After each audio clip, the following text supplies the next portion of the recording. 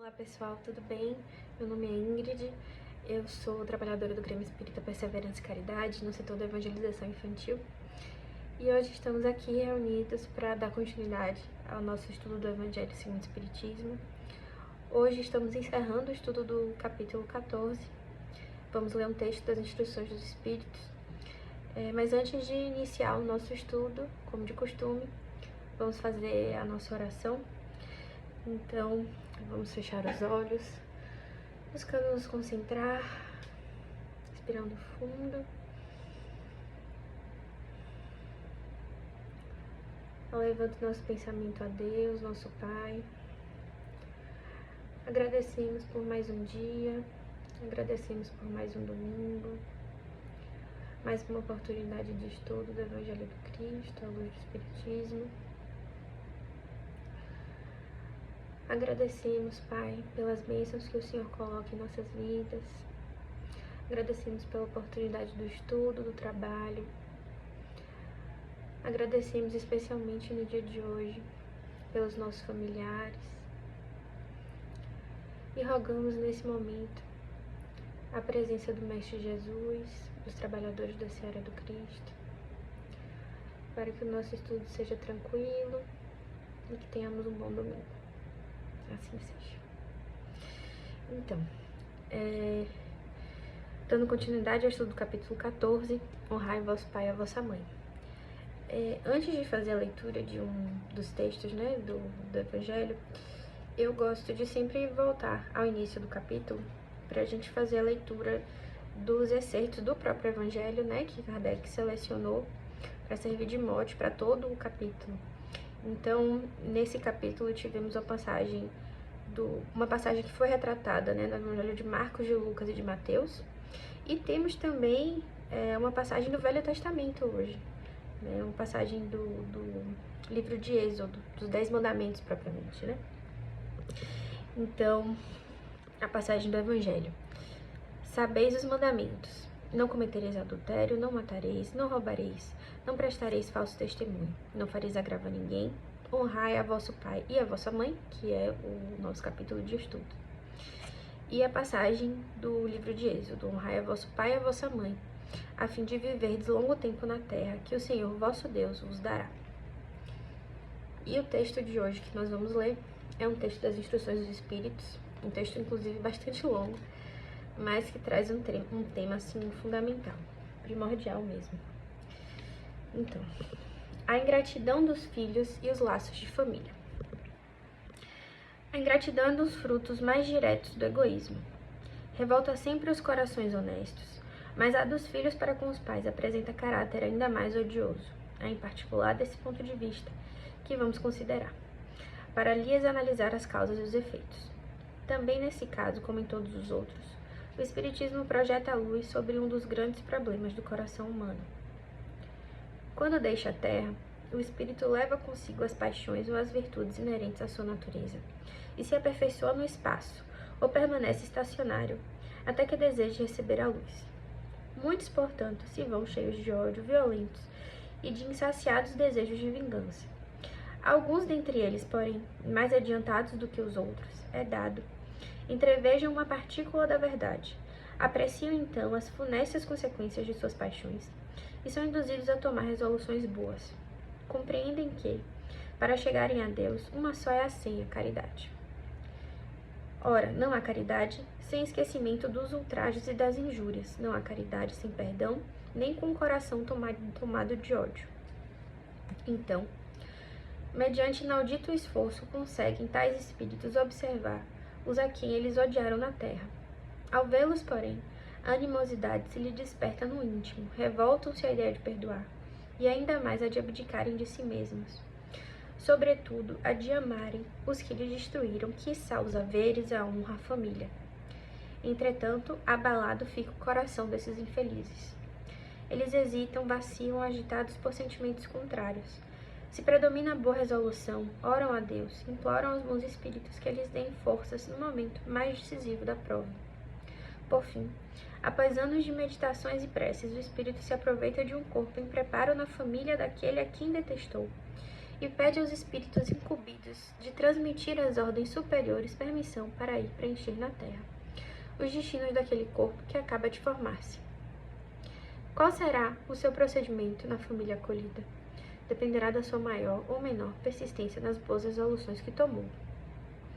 O incessante contato com seres a quem odiou constitui prova terrível, sob a qual não raro sucumbe se não tem ainda bastante forte a vontade.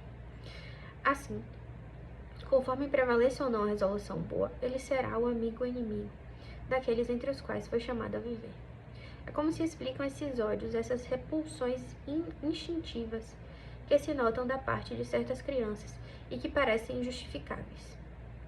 Nada com efeito, naquela existência há podido provocar semelhante antipatia, para lhes apreender a causa. Necessário se torna volver o olhar ao passado. Ó espíritas, compreendei agora o grande papel da humanidade. Compreendei que, quando produzes um corpo, a alma que nele encarna vem do espaço para progredir. Inteirai-vos dos vossos deveres e ponde todo o vosso amor em aproximar de Deus essa alma. Tal missão que vos está confiada e cuja recompensa recebereis, se fielmente cumprirdes. Os vossos cuidados e a educação que lhe dareis auxiliarão o seu aperfeiçoamento e o seu bem-estar futuro. Lembrai-vos de que a cada pai e a cada mãe perguntará a Deus: que fizestes do filho confiado à vossa guarda? Se por culpa vossa ele se conservou atrasado, tereis como castigo vê-lo entre os espíritos sofredores, quando de vós dependia que fosse ditoso.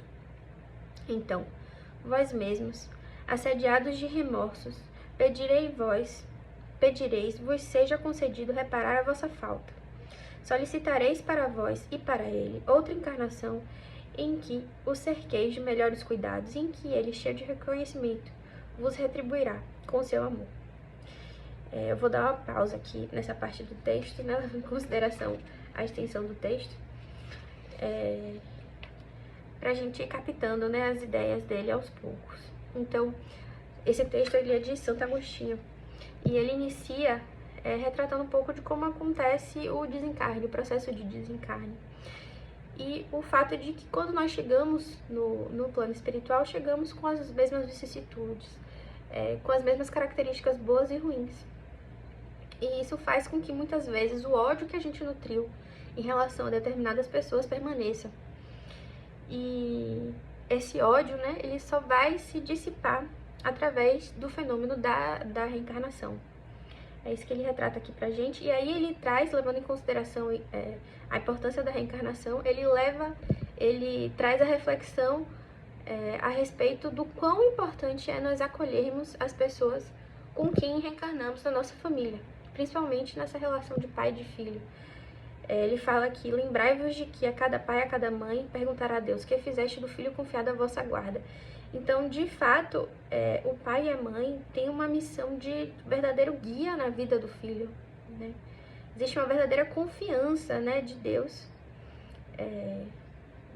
da misericórdia divina em relação a esse pai e a essa mãe. E aí ele continua: não escorraceis, pois, a criancinha que repele sua mãe, nem a que vos paga com ingratidão. Não foi acaso que a fez assim e que vô-la deu.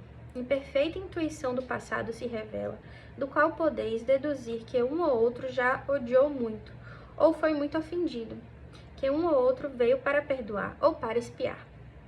Mães, abraçai o filho que vos dá desgostos e dizei com vós mesmas: um de nós dois é culpado. Fazei-vos merecedoras dos gozos divinos que Deus conjugou à maternidade, ensinando aos vossos filhos que eles estão na terra para se aperfeiçoar, amar e bendizer. Mas, muitas dentre vós, em vez de eliminar por meio da educação os maus princípios inatos das existências anteriores, entretêm e desenvolvem esses princípios por uma culposa fraqueza ou por descuido, e mais tarde vosso coração, ulcerado pela ingratidão dos vossos filhos, será para vós, já nesta vida, um começo de expiação. A tarefa não é tão difícil quanto vos possa parecer. Não exige o saber do mundo. Podem desempenhá-la assim, o ignorante como o sábio. O Espiritismo lhe facilita o desempenho, dando a conhecer causa das imperfeições da alma humana. Desde pequenina, a criança manifesta instintos bons ou maus, que traz da sua existência anterior.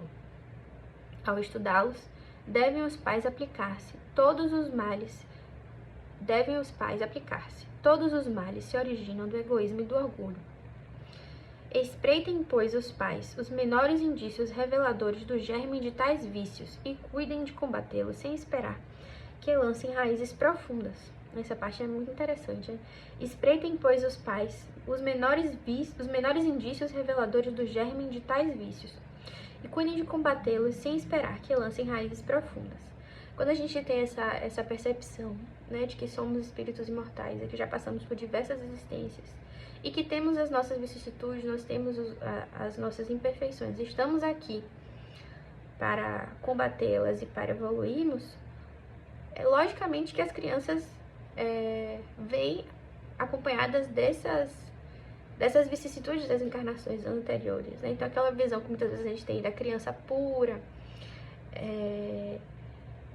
que não teria mais inclinações, acaba caindo por terra, né? E a gente observa isso muitas vezes, né? Quando a gente observa crianças, muitas vezes das mesmas idades, do mesmo núcleo familiar, irmãos, às vezes até gêmeos, e tem inclinações diferentes, tem preferências diferentes, se manifesta de maneira diferente, às vezes não porque um é mais evoluído, menos evoluído, mas porque de fato são indivíduos.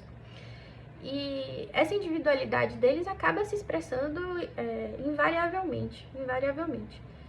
Se assim não fosse, duas crianças criadas da mesma forma, pelos mesmos pais, nas mesmas condições, seriam praticamente idênticas, né? E muitas vezes a gente não observa isso. Então, é bom a gente ter essa percepção, principalmente quando a gente fala, né, da questão do honrar o vosso pai e a vossa mãe, e dos laços familiares e da importância que a forma como a nossa família se configura aqui na Terra pode implicar na nossa caminhada, né? Ou seja, resumindo, nós não nascemos na mesma família por acaso, né?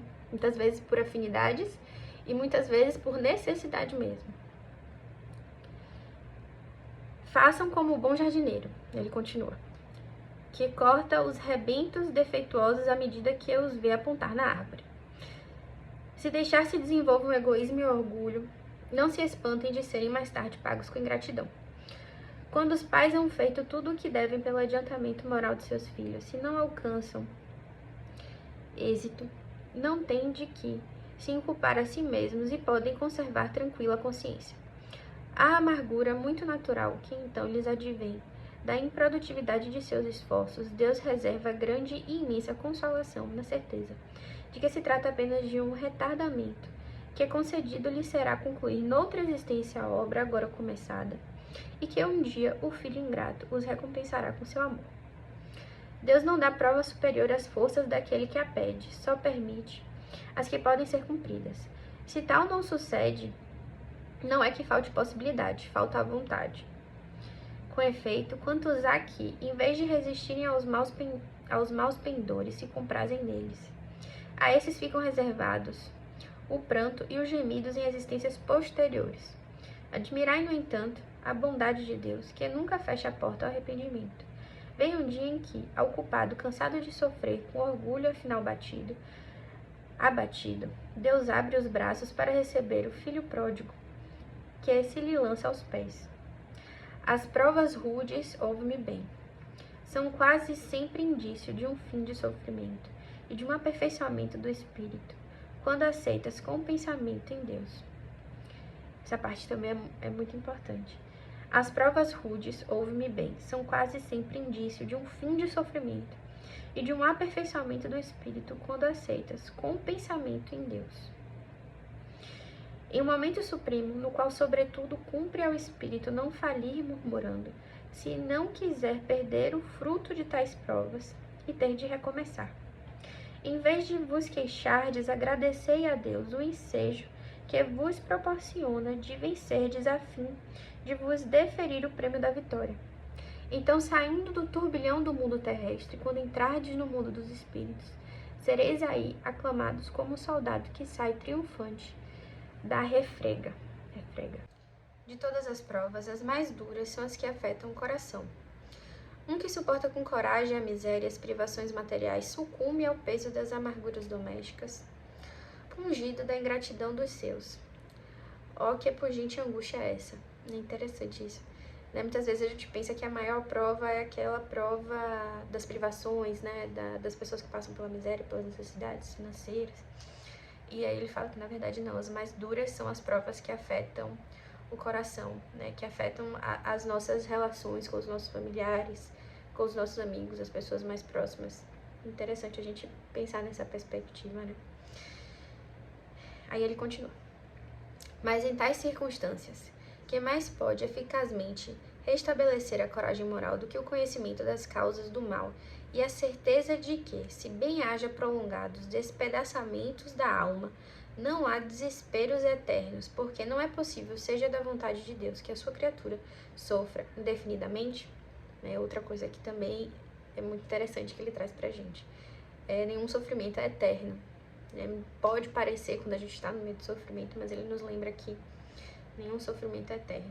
Não poderia Deus, de infinita misericórdia, de infinita bondade, nos manter nesse sofrimento eterno. E ele continua, que é de mais reconfortante, de mais animador do que a ideia que de cada um dos seus esforços é que depende abreviar o sofrimento mediante a destruição em si das causas do mal. E aqui, novamente, ele traz outra reflexão muito importante. A de que o abreviamento desse sofrimento, ou seja, o fim desse sofrimento, depende unicamente de nós. Depende unicamente de nós. Para isso, porém, preciso se faz que o homem não retenha na terra o olhar e só veja uma existência que se eleve a pairar no infinito do passado e do futuro.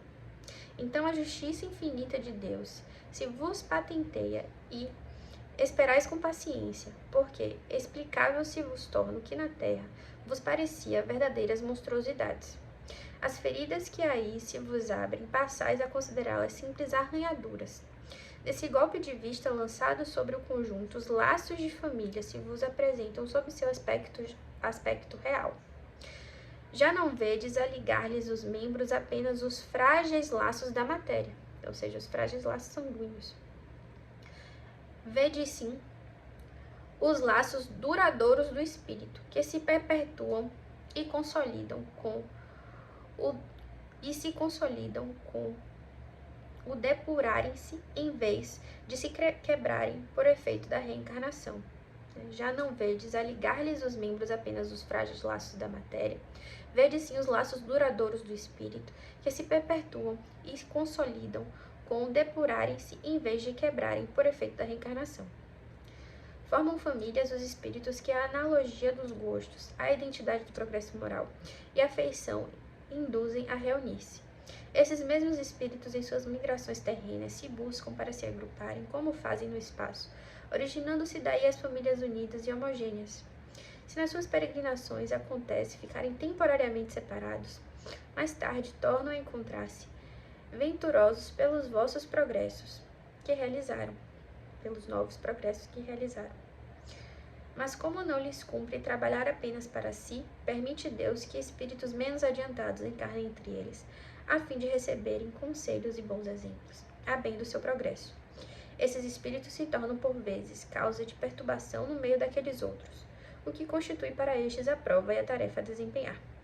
Acolhei-os, portanto, como irmãos, auxiliai-os, e depois, no mundo dos espíritos, a família se felicitará por haver salvo alguns náufragos, que a seu turno poderão salvar outros.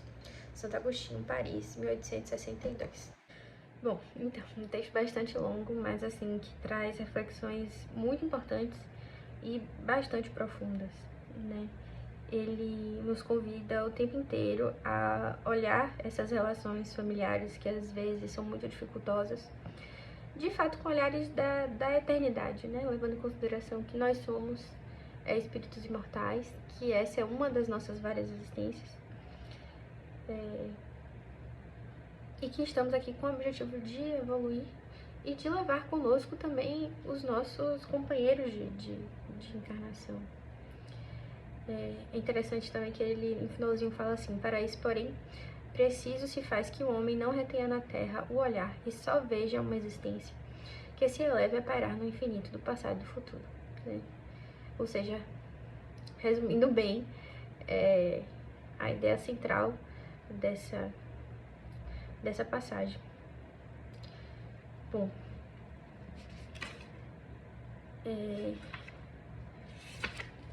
acredito que a gente conseguiu refletir sobre os pontos principais do texto, né? Claro que acredito que ele ainda pode trazer muito mais reflexões, pode se desdobrar em outras ideias, mas acredito que principalmente essa parte do para isso, porém, preciso se faz que o homem não se retenha na terra, olhar e só veja uma existência, mas que deva pairar o infinito do passado e do futuro, resume bem a ideia principal. E vamos fazer a nossa oração, então. Então, convido todos a fechar os olhos novamente, respirar fundo, buscando nos concentrar. Elevamos mais uma vez nosso pensamento a Deus, nosso Pai, agradecendo pelo dia de hoje, agradecendo pela leitura de hoje, e com sentimento de gratidão especialmente pela nossa família, pelas pessoas com as quais convivemos todos os dias, e rogando ao Pai a sabedoria necessária, o discernimento necessário, para que possamos passar pelas provas que virão, e rogando sempre a presença do Mestre Jesus em nossas vidas, que fortaleça a nossa fé, para que possamos seguir o caminho que o Cristo trilhou para nós no Evangelho. Pedimos pela nossa semana, que ela seja tranquila, e que nós possamos estar aqui novamente no próximo domingo para dar continuidade ao estudo do Evangelho segundo o Espiritismo. Assim seja. Então, pessoal, encerramos o estudo do capítulo 14. O próximo capítulo é o capítulo 15, Fora da Caridade na Salvação.